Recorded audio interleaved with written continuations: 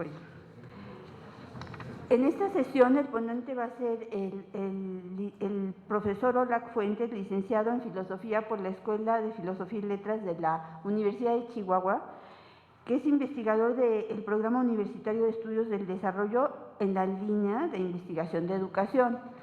Bueno, Olac yo creo que casi todos lo conocen, además de sus importantes escritos sobre política educativa, siempre ha sido un crítico muy inteligente y que a lo largo de los años nos ha ido ilustrando sobre las cuestiones de política educativa, tanto de educación superior y sobre todo de educación básica.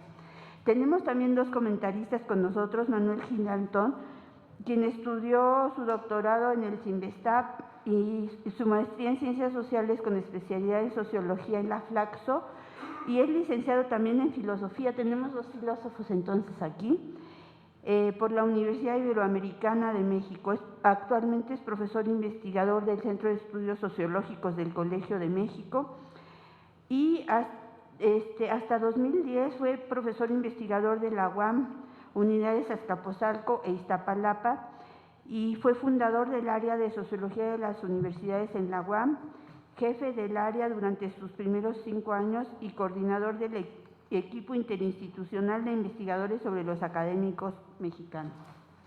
Gracias, Rob. Y también tenemos a Eduardo Backhoff, que es doctor en educación, egresado de la UAM de Aguascalientes, investigador y docente del Instituto de Investigación y Desarrollo Educativo de la UAM de Baja California. Sus trabajos incluyen la evaluación del aprendizaje a gran escala, la evaluación asistida por computadora y la problemática de las traducciones de pruebas en estudios internacionales. Actualmente es editor científico de la Revista Electrónica de Investigación Educativa y es asesor de organismos nacionales e internacionales, pero además, como saben, forma parte de la Junta Directiva del Instituto Nacional para la Evaluación de la Educación. Ha publicado muchos trabajos de investigación en revistas y libros científicos y de divulgación. Bueno, pues esta es una excelente mesa sobre educación y, como saben, este es un diálogo nacional por un México social contra la desigualdad. El punto entonces es la educación, pero relacionado también con la desigualdad. Bueno, sin más, puesto que el tiempo que tenemos es muy limitado para esta mesa, bueno, es limitado dada la importancia de los temas que se van a tratar. Vamos a comenzar dándole la palabra al profesor Olac Fuentes, quien va a ser nuestro ponente principal y que va a tener 35 minutos para exponer, para dar su ponencia. Gracias.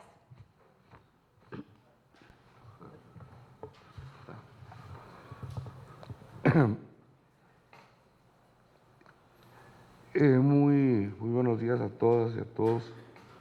Me da mucho gusto estar de nuevo en este evento anual que organiza el programa que particularmente Rolando Cordera ha impulsado y mantenido la continuidad que en estas cosas resulta poco común en nuestro medio. Le agradezco a la Facultad de Economía, le agradezco a la Asociación de Egresados de la Facultad, que son coorganizadores de este evento, y paso al asunto que nos reúne. En primer lugar, decirles que quisiera analizar y reflexionar sobre la cuestión de la educación y la desigualdad en México hoy en día en dos dimensiones. La primera es la dimensión, digamos, convencional, usual, qué tanta escolaridad, qué tantos años de estudio,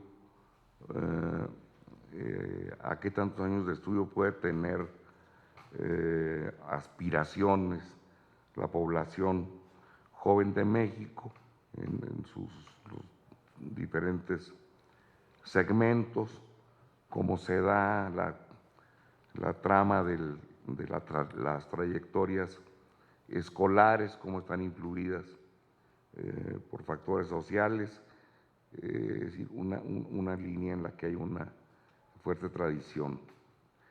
Y la otra que me parece muy importante, cada vez más importante, es no ver a la educación como escolarización que se mide en grados acumulados, sino tratar de verla como la real adquisición de saberes fundamentales, de capacidades, de disposiciones generalmente establecidos en los currículos oficiales, pero no siempre, y que están en el centro de los discursos educativos, aunque en muchos casos no lo estén en las políticas reales. Paso a la primera de las dimensiones, la de cuál es la estructura de las oportunidades de escolarización en el país. Yo plantear, ahora lo vemos en la máquina, es qué estructura escolar tenemos hoy en día frente a la estructura escolar que generó las preocupaciones sobre sobre la desigualdad. Venimos de una historia en la cual el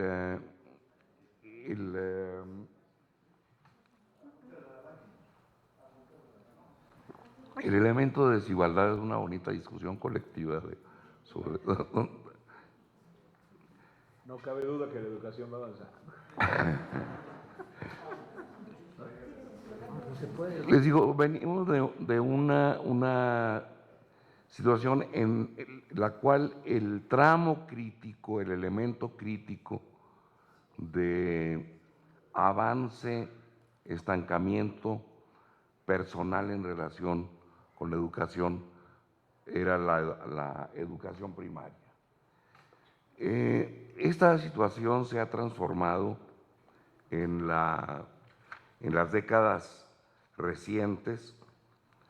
Se muestra aquí el crecimiento de los diversos niveles educativos, particularmente en los últimos 20 años. Como pueden ver ustedes, hay una modificación importante. La educación primaria se mantiene estable porque ya había alcanzado desde finales del siglo pasado un alto desarrollo y porque el grupo demográfico está estabilizado, pero junto con esa estabilidad del segmento básico vemos un notable crecimiento de la educación preescolar, que en México era realmente escasa, un servicio urbano, sobre todo a partir de la muy apresurada declaración de obligatoriedad durante el gobierno de Vicente Fox en su propio sexenio. Hay un crecimiento extraordinario que luego se estabiliza. Entonces, una novedad que tendríamos hoy en la estructura es el acceso a la educación preescolar, sobre todo para niños y niñas de 4 y 5 años. El crecimiento previsto para niños de 3 se detuvo muy pronto en la mayor parte de los estados para asegurar 1 y de preferencia 2 años de escolaridad para todo el mundo en vez de dispersar en 3. Secundaria tiene un crecimiento importante, 19% en el primer quinquenio, 13% en el segundo de los que estamos analizando, y luego también entra en años recientes en una fase de relativa estabilización. Y el que se dispara es el crecimiento de la media superior. Casi se duplica la población del nivel entre mediados de la década de los 90 y el último dato verificado que tenemos, que es de 4.3 millones de estudiantes de media superior en cualquiera de sus modalidades. Esto, en un plazo relativamente corto, ha modificado el que normalmente se usa como indicador global de avance educativo, que es la escolaridad media de la población, una medida simplona que es repartir los años de escolaridad acumulados por la población viva de más de 15 años y distribuirlos entre el número de esa población. Y ahí es donde se ve muy claramente esta transformación histórica, ¿no? En 1970, la escolaridad media de la población era de 3.4 grados de enseñanza primaria. Es decir, digamos, un país cuyo nivel era media educación primaria. Para 95 se habían ya rebasado ligeramente los 7 grados, es decir, primaria y un poco más. Y en la actualidad está en torno a los 9 grados, un poco más. Es decir, si la distribución fuera uniforme, toda la población hubiera terminado la educación secundaria. Mayores de 15, profe. 15 y más, que es, digamos, edad suficiente para, No, 15, para 64. terminarla. Perfecto. Ahora, esto deja la impresión de un proceso muy importante de avance, sobre todo si uno considera el esfuerzo relativo que hace un país como México para atender su educación básica. El 20-21% de la población mexicana está en edad de escolarización básica, lo cual es prácticamente el doble de países con estructuras demográficas viejas o maduras, como sería el caso de España. Sin embargo, lo que encontramos es que, siendo innegable este avance y esta transformación, persisten patrones muy fuertes de desigualdad, solo que se han transferido de la meta de terminar la primaria a la de terminar la secundaria y poder ingresar a la preparatoria recientemente establecida como obligatoria, cuando menos como meta de corto plazo. Y diversos elementos de información nos muestran que, pues como en todas las historias de la desigualdad, es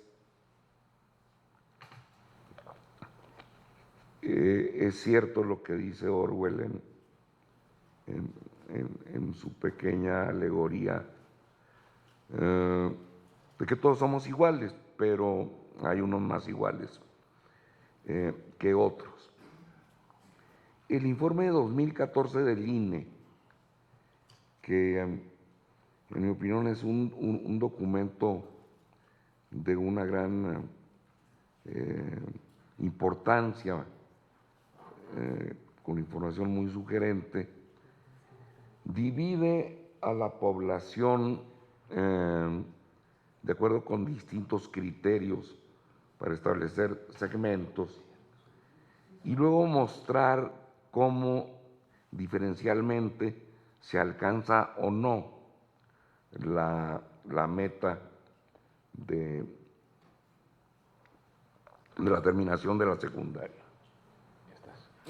¿Es ahí? Te lo paso para que lo veas. Yo no lo tengo acá. Como pueden ver ustedes, si uno divide a la población por el tipo de localidad,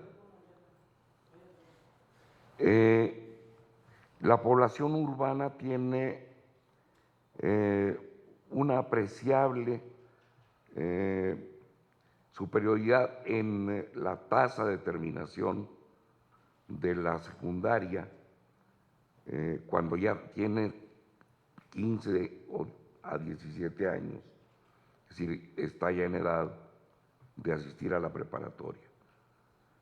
68 contra 83. Si se observa la condición étnica sobre todo, más que lingüística, hay una diferencia también importante.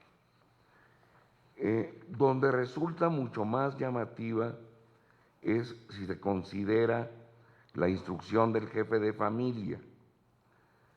En efecto, en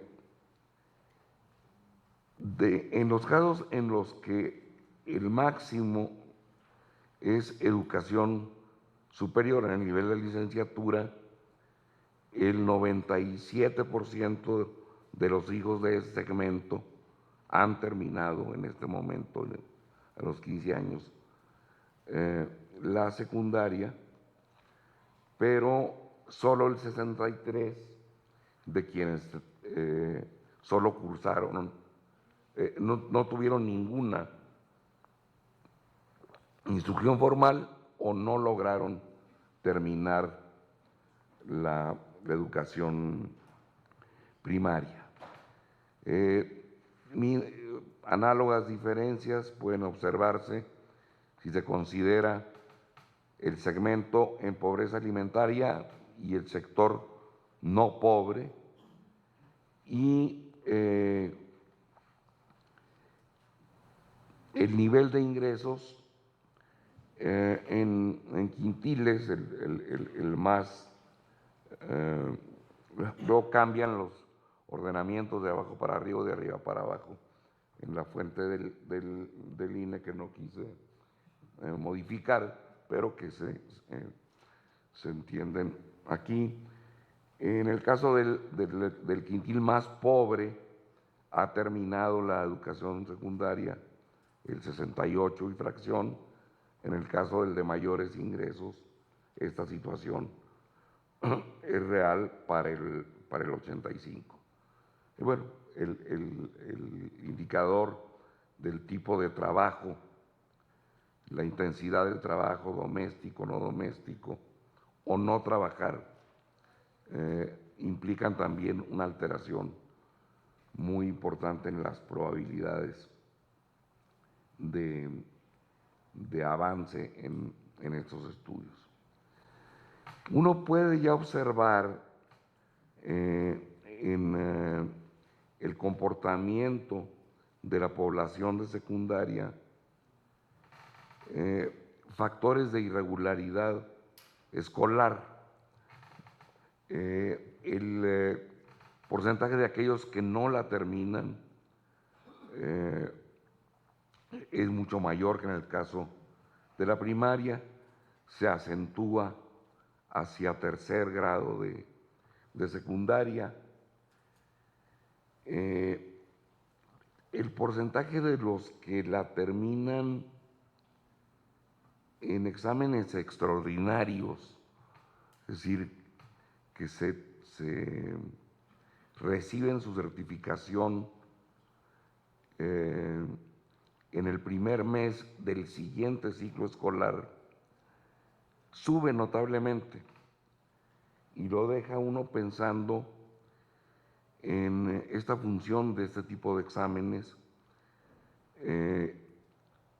como instancia de demostración de aprendizaje. Es decir, uno puede haber nadado de muertito todo el año, aprueba con cada vez mayor frecuencia en el examen, pero en el intermedio no hay ninguna instancia de aprendizaje distinta del macheteo, lo cual, digo, es una cuestión que implica una reflexión de cuál es la función entonces de la experiencia escolar y del trabajo colectivo. Este es entonces los elementos básicos de la primera dimensión. Y paso a la segunda dimensión. ¿Qué pasa? ¿Qué se aprende que pueda ser, digamos, evaluable con alguna sensatez después de toda esta escolaridad que se ha prolongado? Para eso tenemos los elementos del el examen que sostenidamente también ha mantenido el INE, el SCALE, y el que también tiene ya bastante estabilidad, que es el de PISA, el del comparativo internacional. Yo quisiera que pasáramos al último examen, centrado en el caso de las matemáticas. Aquí están ordenados del más bajo al más alto, y pueden observar ustedes un contraste muy notable. Los niveles 0 y 1 en el caso de matemáticas son verdaderamente muy bajos, muy bajos.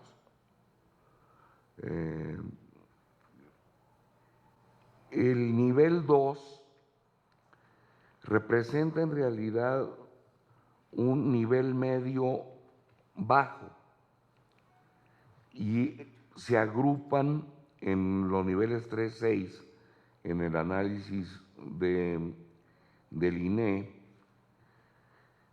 niveles medios con niveles efectivamente avanzados. Entonces,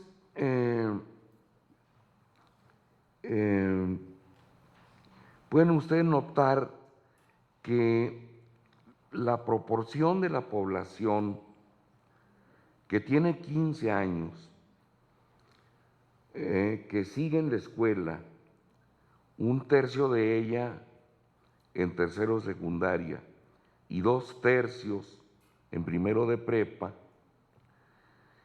tiene prácticamente el doble de probabilidades de estar en los niveles absolutamente bajos si pertenece al cuartil de más bajos ingresos, 71% en este nivel, un 21% en este modesto nivel 2 intermedio y solo el 8% en niveles, digamos, que implican un dominio razonable.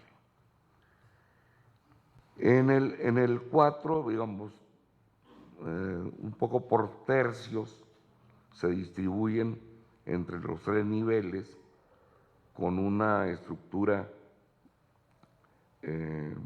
radicalmente distinta del más bajo, y en los 2 segmentos intermedios no parece haber una diferencia radical entre ellos.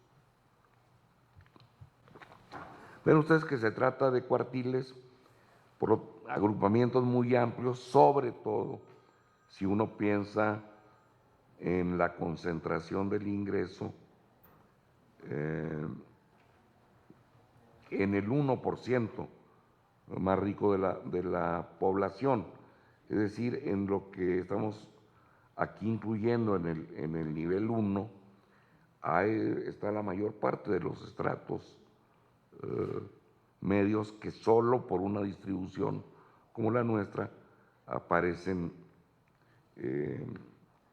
como ricos.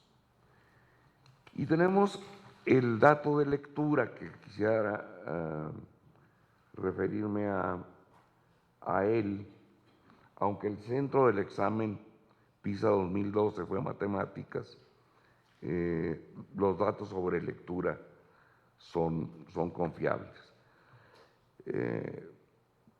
dado el número de reactivos que se consideran en este caso.